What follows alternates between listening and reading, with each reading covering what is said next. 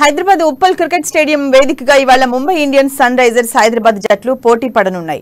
Kolkata night riders మీద గెలిచిన జోష్లో ఉన్న ముంబై సన్ రైజర్స్ ను హోమ్ గ్రౌండ్ హైదరాబాద్ లో ఓడించేందుకు సిద్ధమైంది.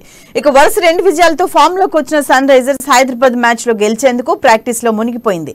ఈ ఐపీఎల్ సీజన్ లో ఇప్పటివరకు 4 మ్యాచ్లు ఆడిన ఇరు జట్లు చెరో 2 మ్యాచ్లు గెలిచి పాయింట్స్ టేబుల్ తో సమానంగా ఉన్నాయి. ప్రస్తుతం మైనస్ పాయింట్స్ తో 9వ ప్లేస్ లో కొనసాగుతున్న సన్ రైజర్స్ ఘన విజయం సాధిస్తే పాయింట్స్ టేబుల్ తో ముందుకు వెళ్లే అవకాశం ఉంటుంది.